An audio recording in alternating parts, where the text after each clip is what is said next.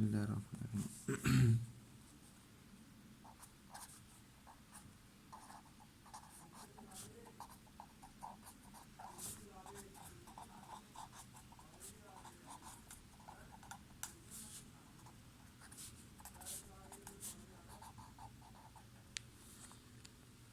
Plant like protista, असल में है प्रोटिस्टा, ठीक है, लुक लाइक अ प्लांट है, प्योरली प्लांट्स नहीं है। पौधे की तरह आपको मतलब कि उनके कुछ फीचर्स दिखाई देंगे, अदरवाइज पौधे हैं नहीं, ठीक है। तो ये जो प्लांट लाइक होते हैं इन्हें हम अलजी बुलाते हैं। अलजी ये दो फॉर्म में होती है, यूनिसेलुलर भी है और सिंपल मल्टी सेलुलर भी होती है।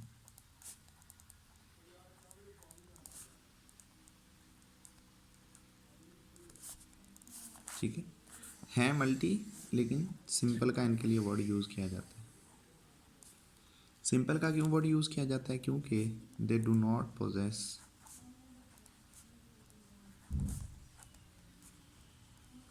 मल्टीपल सेक्स ऑर्गन्स, ठीक है। जो तो हैं प्लांट्स, पौधों की ये खासियत होती है, पौधों के पास सेक्स ऑर्गन्स होते हैं, लेकिन अलजी के पास सेक्स ऑर्गन्स नहीं, ठीक है। अगर अलजी के पास सेक्स ऑर्गन्स नहीं है तो फिर इसका मतलब है कि इनके अंदर ब्लास्टूला स्टेज या एम्ब्रियो वो भी प्रिपेयर्ड नहीं होता। इनके अंदर जो एम्ब्रियो है, एम्ब्रियो उसकी फॉर्मेशन भी नहीं होती।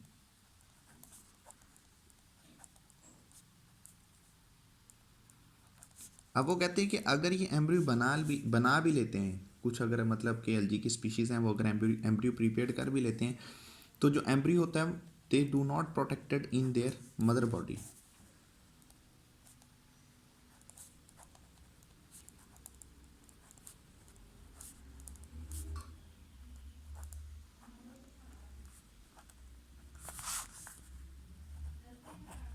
ठीक है,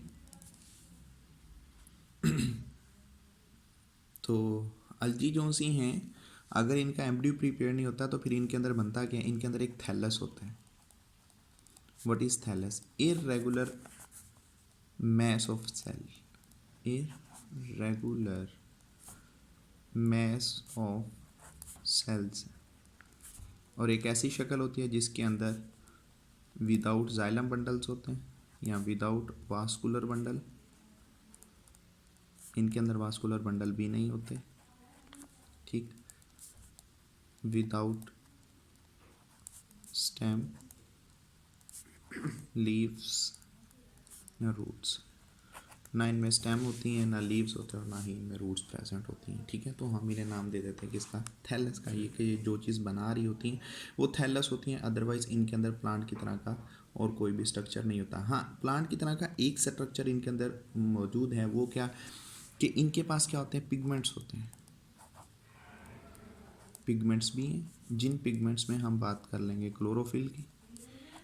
इनके पास क्लोरोफिल भी है, कैराटिनाइड्स भी हैं, ज़ैंथोफिल्स भी हैं।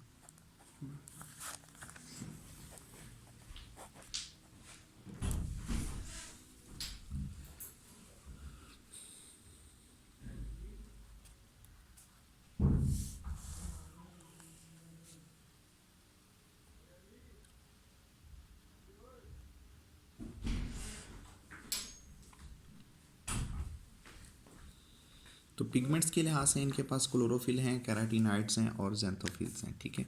जो क्लोरोफिल है इनके अंदर पौधों की तरह क्लोरोफिल ए भी होता है, क्लोरोफिल बी भी है।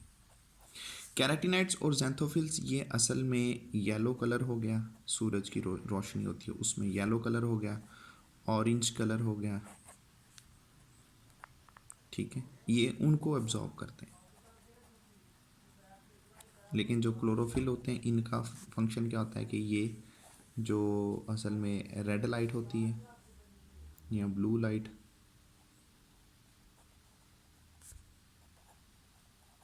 ये उनको ज़्यादा एब्जॉर्ब करते हैं, ठीक है। दूसरी बात ये एल्गी जोन्स होते हैं, इनकी डिफरेंट वैरायटीज़ होती हैं।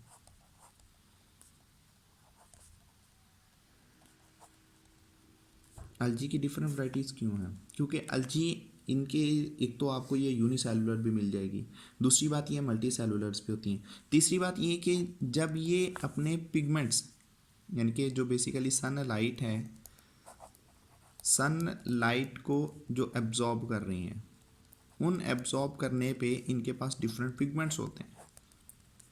इन डिफरेंट पिगमेंट्स की वजह से इन्हें क्या कर दिया जाता है, मुख्तलिफ हिस्सों में डिवाइड कर दिया जाता है। तो इस वजह से ये रिमार्केबल स्ट्रेंथ रखती हैं। रिमार्केबल यानी कि आप इनकी क्लासिफिकेशन कर सकते हो किसकी वजह से, इनके डिफरेंट पिगमेंट्स की वजह से। हम आगे पढ़ेंगे, कुछ एक मेंबर्स हैं हमारे पास तो जिनकी बुनियाद पर हम ये कहेंगे कि आप जो अलजी हैं उन्हें क्या कर सकते हो, क्लासीफाई कर सकते हो, ठीक है। तो अलजी आपको हर जगह मिलेंगे जहाँ पर पानी खड़ा होता है बस, लेकिन खुश्की के ऊपर नहीं होती। पानी आपका तालाब में है, किसी झील में है, किसी गड्ढे में खड़ा है पानी, समुद्रों में अलजी होती हैं, ठीक है। और दूसरी बात ये है कि अलजी हमारे इकोसिस्टम का एक बहुत बड़ा हिस्सा पे करती हैं। कि अगर आप बात ये कर लें कि पौधे जितने भी प्लांट्स हैं दुनिया के ऊपर वो रेस्ट की हालत में आ जाएं, यानी कि वो फोटोसिंथेसिस ना करें, वो ऑक्सीजन ना बनाएं, वो ग्लूकोज ना बनाएं, तो पौधे उनकी कंपनसेशन कर सकते हैं 50 to 60%, यानी कि 50 से 60% हिस्सा जो फूड चेन का है ना, जिसके अंदर ऑक्सीजन भी आ जाएगी, खुराक भी आ जाएगी, ठीक है, तो वो प्रोवाइड कर सकती है कौन, अलजी। तो अलजी ईडिबल्स भी होती हैं, खाने के काबिल भी होती हैं। कुछ आगे ग्रुप्स आएंगे तो हम उनकी बात कर लेंगे कि इनको हम खाते भी हैं, ठीक है। तो इनमें जो पहला टॉपिक है एलजी के हवाले से तो उसे हम यूग्लिनोफाइटा कहते हैं, यूग्लिनोफाइटा, जिसे आम लफ्ज़ों में यूग्लिनाइट कहते हैं या यूग्लिना।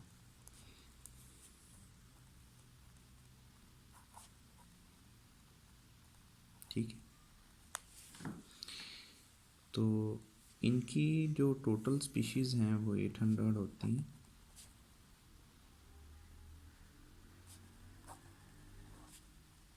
आठ सौ के करीब स्पीशीज़ हैं, ठीक है। और ये मोस्टली क्या होते हैं, फ्रेश वाटर।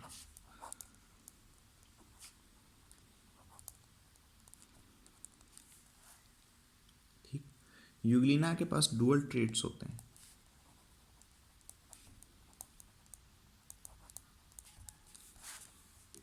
ये ऑटोट्रॉफ भी है और हेट्रो भी है।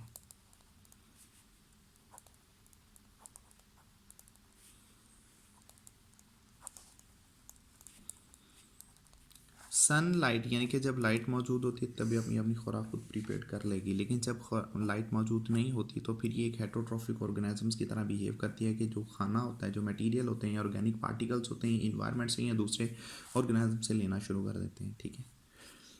तो स्ट्रक्चर की बात कर लें तो इनकी जो स्ट्रक्चर है,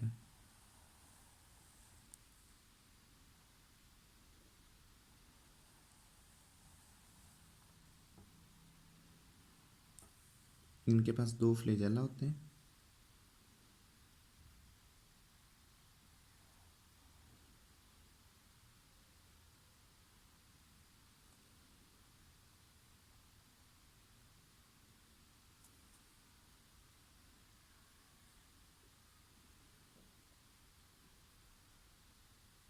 यह स्पॉट होता है, यहाँ पर छोटे छोटे असेसरी कॉन्ट्रेक्टाइल वैक्यूल्स होते हैं। न्यूक्लियस है, न्यूक्लियस के अंदर न्यूक्लियोलस होता है और क्रोमेटिन बॉडीज हैं यहाँ।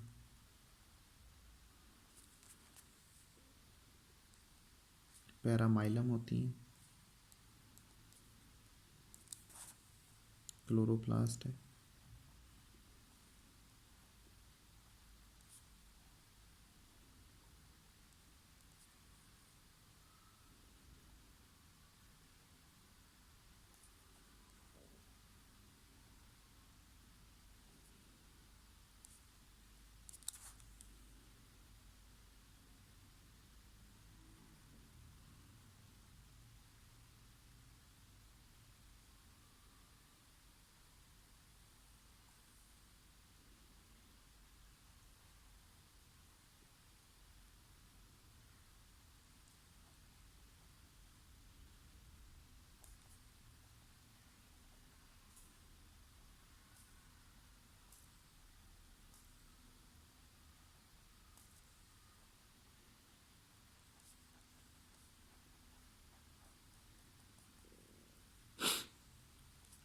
इसे पेलिकल कहते हैं।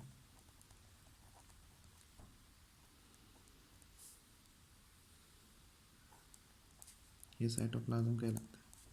साइटोप्लाज्म के भी दो हिस्से होते हैं, एक हिस्सा जो सा होता है वो एक्टोप्लाज्म का होता है और दूसरा हिस्सा जो सा होता है वो एंडोप्लाज्म का होता है।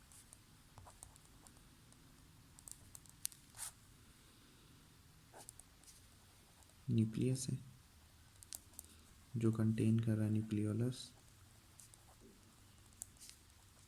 फिर इसके बाद क्रोमेटिन मटेरियल।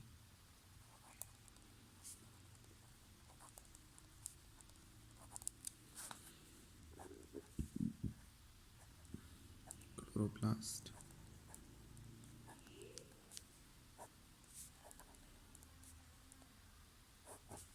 पैरामाइलन। पैरामाइलन ये असल में होते कार्बोहाइड्रेट्स हैं लेकिन सिमिलर होते हैं, सिमिलर टू स्टार्च। ये इनके अंदर स्टोर मटेरियल होता है। ठीक, इनके अंदर है ना कुछ ऐसी लाइनें होती हैं, ये कॉन्ट्रैक्टाइल स्ट्रक्चर्स होती हैं, इन्हें मायोनीम्स कहते हैं, जिसकी बुनियाद पर ये फ्लेक्सिबिलिटी शो करते हैं। पेलिकल्स ये असल में ट्यूब्यूल्स होती हैं, तो जो इनकी एक वेल शक्ल प्रिपेयर कर रही होती हैं। वेल एक स्ट्रक्चर है, उस स्ट्रक्चर को ये प्रिपेयर करते हैं। तो इनमें भी सेल वॉल होती है, जो यूग्लिनोफाइटा हैं, इनमें जो सेल वॉल है वो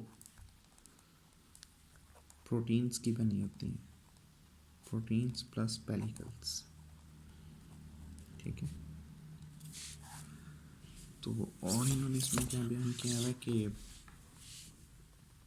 other species euglena are always colourless and heterotrophic, कुछ इनकी कलरलेस और हेट्रोट्रॉफिक होती हैं। ठीक है, तो यहाँ पर है उन्होंने लिखा हुआ है कि in the animals kingdom in the protozoa based on the molecular data euglena are thought to be closely related to zooflagellates. DNA material इनका लिया गया तो पता चला कि ये ज़्यादा लिंक बनाते हैं जूफ्लैजिलेट, यानी कि ऑटोट्रॉफिक स्ट्रक्चर्स बहुत कम अडॉप्ट करते हैं, लेकिन ज़्यादातर जो ये काम परफॉर्म कर रहे होते हैं वो हेट्रोट्रॉफिकली होता है। इसके बाद अगला है ब्राउन एल्गी।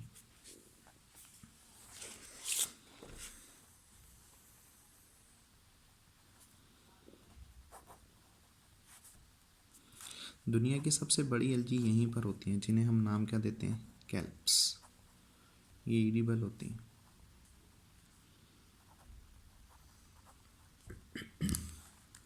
ठीक है, और ये हमें मिलेंगी कहाँ, कोल्डर वाटर्स में, और होती कहाँ है, कोस्टल एरियाज पे। ठीक है, ब्राउन एल्गी इन्हें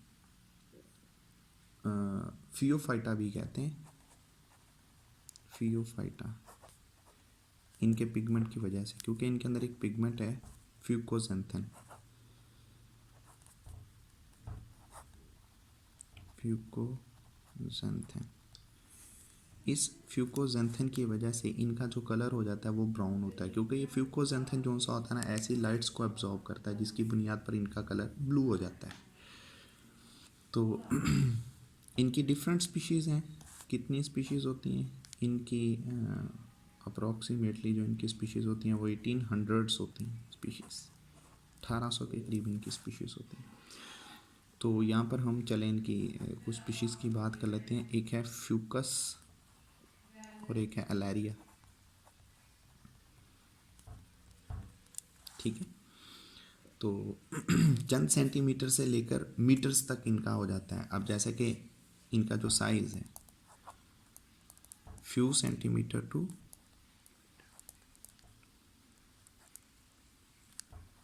मीटर्स हो, जैसा कि कैल्प्स है ईडिबल, इसका जो साइज़ होता है वो 75 मीटर तक हो जाता है। ठीक है, अब ये आपको दिखाई पौधे की तरह ही देंगी, लेकिन पौधा है नहीं।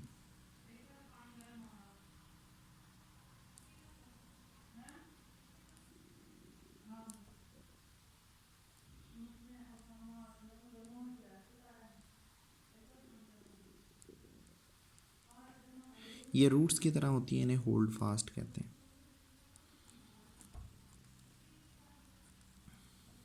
ये स्टाइप कहलाती है, स्टेम की तरह। ऊपर से ये यहाँ डिस्ट्रीब्यूट हो जाएंगे।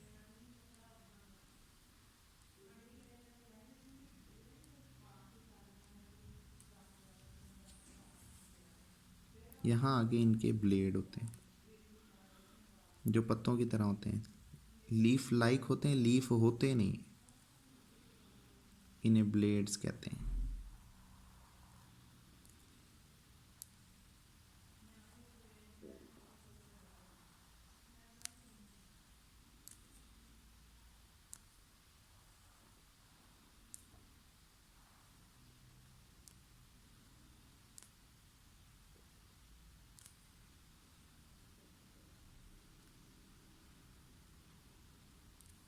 ठीक, यहाँ पर होते हैं गैस वेजिकल्स,